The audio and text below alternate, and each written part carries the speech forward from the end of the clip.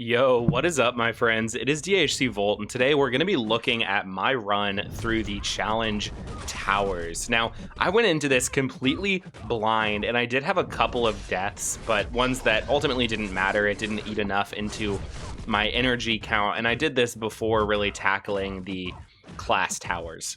Now, this first fight here is a Cheel who's going to punish Purify, and just in way of kind of using who I have ascended to kind of benefit from that challenge rating buff.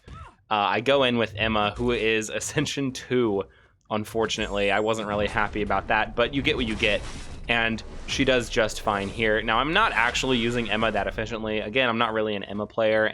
I understand now a little better how to use her since recording this, but I'm just going to play it safe and not go for my special 1 and 2 because, again, this is going to purify and punish for getting purified. You can see that damage reflection coming up after I go for the special because she's purifying those power debuffs that I give.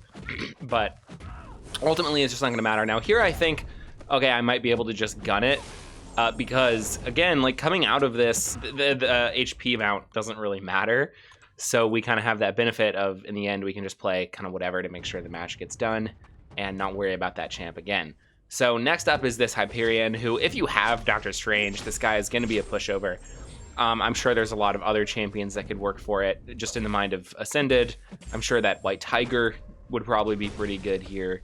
But then, you know, all your standard power control champions are probably going to succeed. Now, with Doctor Strange, it's just a matter of getting those withers up in your blue phase and then moving over to your orange phase if you just want some quick damage, or then your purple phase if you kind of want to stack up your arcane fonts and a little quicker, just because you're going to be nullifying more debuffs on your specials. I think for short-term fights, it's good to get a little of purple and a little bit of orange in there. I kind of did it in the wrong order, but that's okay. I do want to cycle. I should have done it sooner, cycled back around to the blue phase to get my withers up, and then there you can see I'm kind of hoping he'll run in and take this, and then I do it again. I'm like, oh, I can get away with it this time, but he waits for me to actually throw the special, and I don't let him catch me. I throw out a relic, and then in the end, we're going to be able to get a couple more of our withers up on there, take a special 1 to the face, and I'm like, okay, I need to stop messing around and just finish, because this could have been done like a minute ago, but I was just kind of messing around with the forms and holding my heavy, but it all works out. Next up, we have Yelena into this Overseer, who I actually don't think is that ideal of a matchup. It works, though. It works. Like, you know, you're placing these bleeds on him, but they're not doing any damage, and so the bleed vulnerability isn't really helping me. And then he has willpower, of course, because of it being the War Showcase type deal. Here, I again forget it's the War Showcase type deal, and I get a stand your ground mastery cucked. So that's always fun. Again, not the biggest of deals if you're hitting into the block as Yelena, though. You would prefer to be in your elimination mode. Here, though, you can see just a standard thing. One problem that I always have when I use Yelena on offense is that I think she has more utility than she actually does. Am I alone in this? Like, a lot of the time I think like, oh, she's got to have some sort of miss counter or unblockable counter. Just looking at her picture, it's like she has all these eyes. So you would think like, hey, maybe she counters miss, but she just doesn't. She doesn't counter miss or auto block. I don't, maybe she does some, I don't know.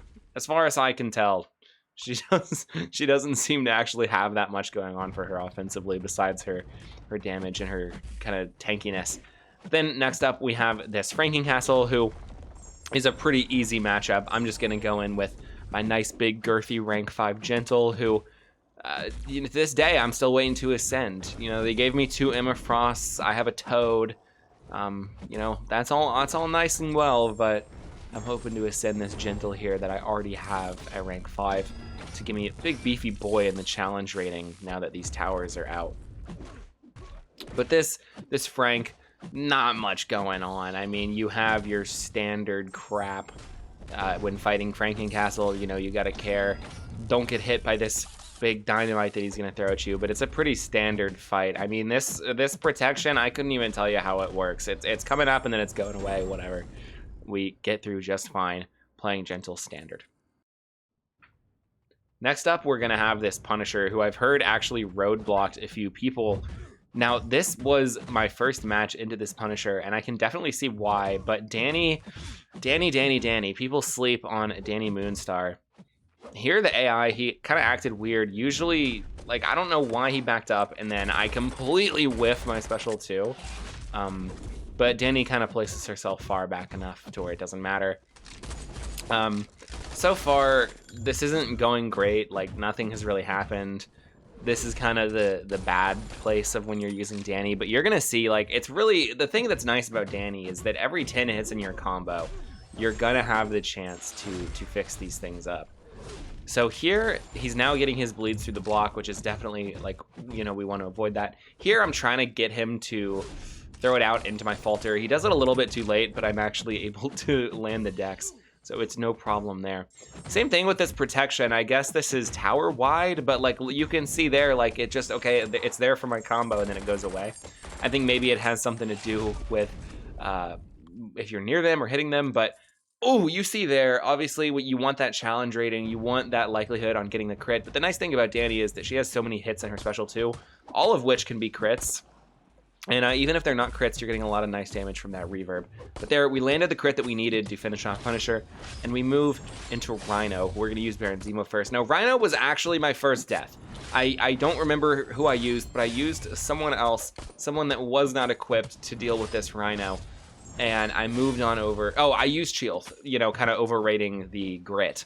But Baron was right here, who is a much better contender for this matchup. You're going to be getting your roots off all the time because you're purifying all these debuffs that he's placing on you.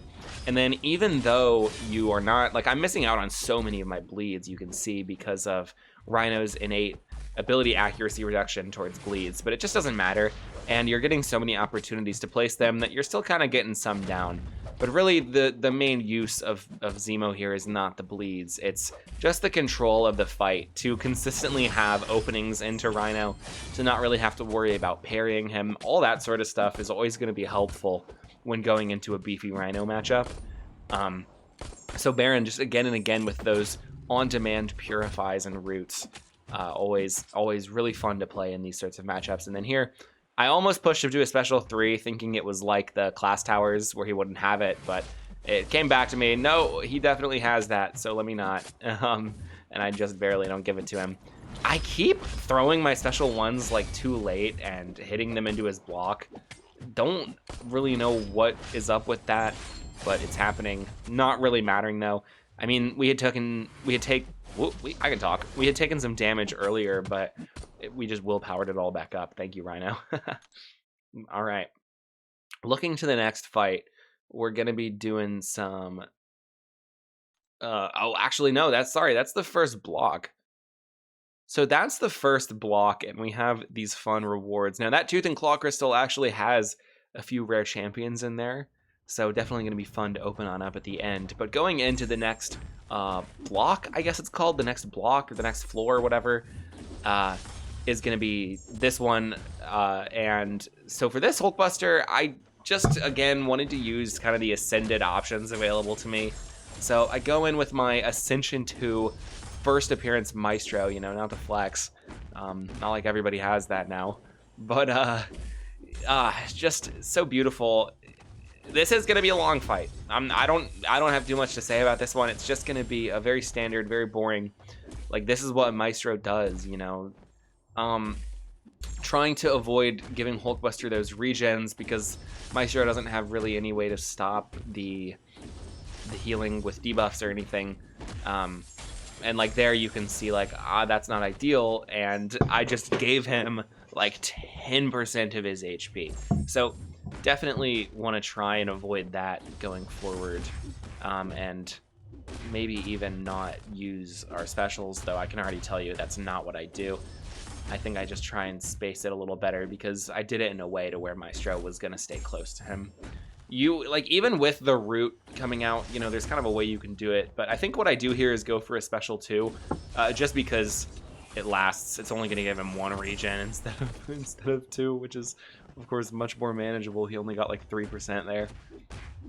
But yeah, just a slow fight. I mean, we have so much time on this timer that playing like this isn't really a big deal. Now here I catch and I'm like, oh, I really don't want to die. I don't want to die into this Hulkbuster. We lose our kind of bonus stage, which is weirdly nice for me right now because I don't want to be rooting the Hulkbuster in front of me when I press that laser. You can see it's like nice damage there when I can just get it off and have him away from me. I'm trying to avoid special 2s. I'm not too comfortable with that dex, so keeping him to special 1s is preferable.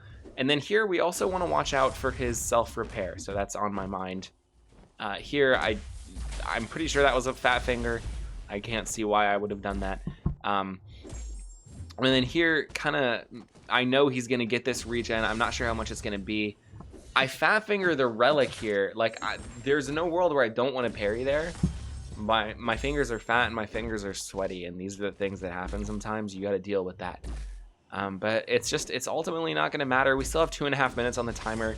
The timer really not playing that much of a factor. Here, he's going to get those regens, but we just do enough damage in that special 1 to finish him off. Not too ideal of a matchup. There's definitely better matchups. Make sure I'm recording there. And go into the next matchup. Cole versus Arnim Zola.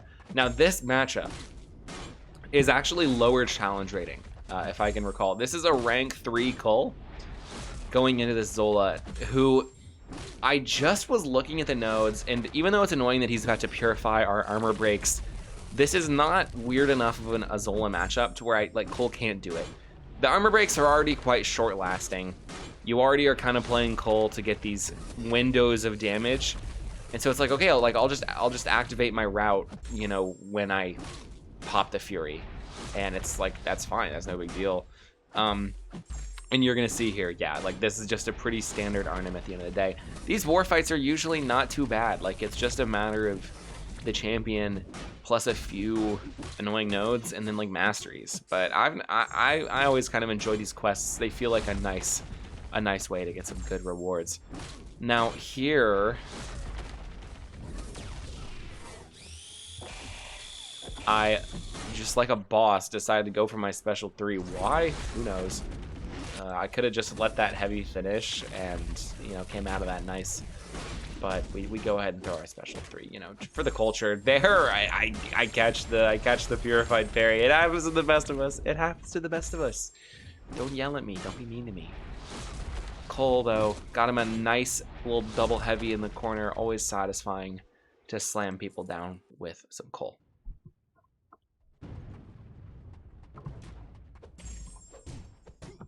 Now we have Hitmonkey into Spider-Punk. Spider-Punk, just like, this is a really annoying matchup because what you need to do is get a slow on him or like a natural evade counter so that you can intercept him and get that precision off. I messed up here and just do not do that for a solid bit, but this is really where the true power of Hitmonkey comes out, because who needs protection gone? You can see, even with the protection, we're chunking him down with these nice 3 hits. He gets his little stun there, so actually I could have used this as an opportunity to intercept him. But then I get the falter off, I get a combo to my face, and all of a sudden this match is looking losable. But just there, we barely avoid the falter. So annoying, so difficult to do because of the animation time on his specials. But here, we're able to get a special 2 off. And again, we haven't dropped this, we have not dropped the protection once, and he's at 45% after a minute. Just really not a problem. I maybe could have threaded the needle there and dashed in, but I didn't want to risk this at all. So here, I have to remind myself if this is the phase that stops evade, because I'm actually not very much of a Hitmonkey player. And then I'm like, oh, I do stop evade, and I can go ahead and get his protection off and end the fight with relative ease. My gosh. Just ridiculousness. Next up, we're going into Beta Ray Bill, who we're also going to use Doctor Strange for, because lovingly, this wasn't all on the same block. So, I'm going to bring in my rank 5 Doctor Strange. I enjoy using this guy so much. I'll use him anywhere I can. What a fun rework he has been. So here, I'm just going to go ahead and get into the purple phase, build up my arcane fonts, but then of course he becomes nullify immune, so not really any point to being in the purple phase, though that's not going to stop me for a hot minute. It doesn't really matter that, like, you can see this is really kind of cucking Doctor Strange's damage. I was about to say it doesn't really matter, but I mean it doesn't, but like it does, you know. It's just like annoying. It really cucks his damage when he's Nullify immune, because that's how we're building up those arcane fonts to increase the potency of our burst of energy damage. But I'm not mad about throwing out these special 3s. He's kind of going in and out of being Nullify immune, or like having these buffs. I'm not even exactly sure what's happening. This game has so much shit happening all the time now that sometimes like I don't bother to know what kind of interaction is happening. It's like all I need to know is that I'm not getting my nullifies at certain points, but it's not affecting the fight enough for me to, you know, care. But here, maybe it's just that this motherfucker's just Nullify immune. God, maybe he is. That probably is the case now that I'm thinking about it. They would make this guy Nullify immune. But then like every once in a while, I don't know, why am I getting the arcane fonts if I'm am I just getting them off of activating specials or like complete? I don't know. I need to read their kits now. But okay, going into this J. Jonah, we have Gallon, who is not actually engineered to be stopping anything going on in this fight at all, but he's just naturally a good counter for Jonah, and that goes back to what I was saying about just focusing on countering the champ, and the war nodes kind of come after that, because like with this, you know, I don't have anything to do with the unstoppable. Really, Gallon doesn't have anything to do about Jonah's miss either, but you know, who cares when you can just do that. Yeah, I mean, what's there to say? The Jonah, J. Jonah. You can't handle the humble cosmic god of the battle realm, or whatever the fuck that guy's title is. Have y'all read Gallon's like in-game like blurb? Like, the humble god of the battle realm. Like, bro, it doesn't sound too humble to me, but you know, I digress.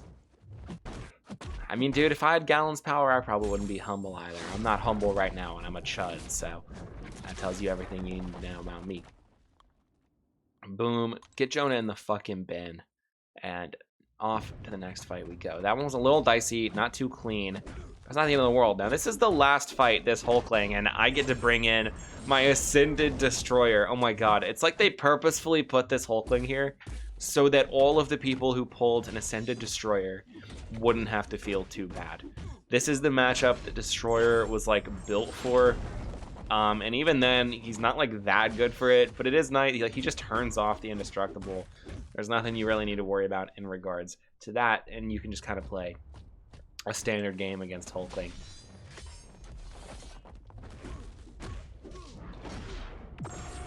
Make sure we don't accidentally go to another special 3, and there he gets the Indestructible off like on the last hit, so I don't remove it, and it doesn't get like that burst of damage from the degen, which is like annoying. So this time I'm gonna do that and like make sure I get an auto, but then I go into another special 3, which is like, I mean, hey, it's better than it getting Indestructible. So now I got 2 degens, and I'm like, dang, I wish I could get the degen burst here. But of course, playing Destroyer is never going to give you that much satisfaction. So we'll take our one hit, kind of utilize the unblockable there to not push him to 5, and then make sure we get the Indestructible off, and then we have an ISO burst special 3. Does it make that big of a difference from the last one? I don't know. I guess kind of. But we are on the way to finishing up this Hulkling. Probably could have just pushed ourselves to a special 2 there, but I'm in the mood to destroy, right? We want to play Destroyer in the most Destroyer way possible. And even that, like, it didn't even do enough to, like, I don't know, man, this character is so mid. But it gets the job done. I was gonna say he. This guy this thing doesn't even have pronouns, bro. It's a machine. All right. That is class towers, but now of course we have rewards. We have to go and open our beautiful, delicious rewards. So let's just start with the boring, the Valiant crystals, you know, whatever. There's probably not going to be anything in here. There's the chance at like the 7-star Craven, 7-star Super Scroll, I believe, is also in these. The two, I think those are the 2 big ones, are Super Scroll and Craven. That's who we're really looking to get. I actually have a 7-star Craven that I pulled from a Tooth and Claw 7-star. Back when it was the Saga. I never spent money on Craven, but I own him, which is nice and good fun. So maybe here we can go ahead and pull Super Scroll, who I also do not own. But yeah, so let's hear Go Pop and Awakening Gem. That's whatever. Mystic, I don't have anybody to use that on. Oh well. They'll come around.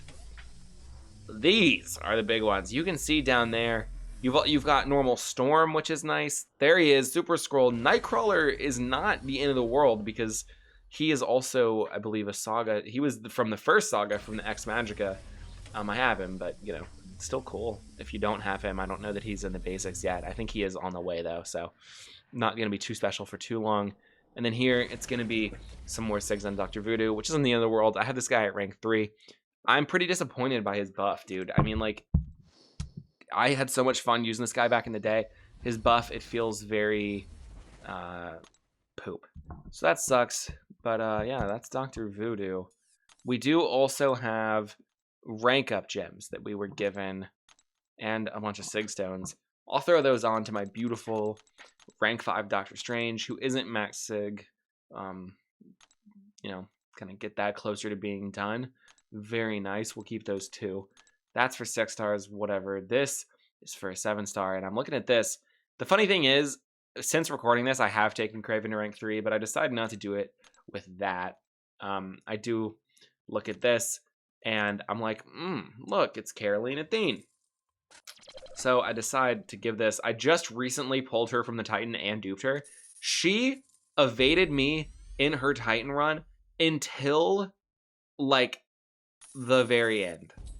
I was still opening Titans because she was the last character I needed, and I finally got her and duped her right before she left, which is very, very much a relief because getting a character through the basic is a whole set of bullshit. So we are able to get Carolina up all the way to rank 3 with those rank up gems that came from the challenge towers.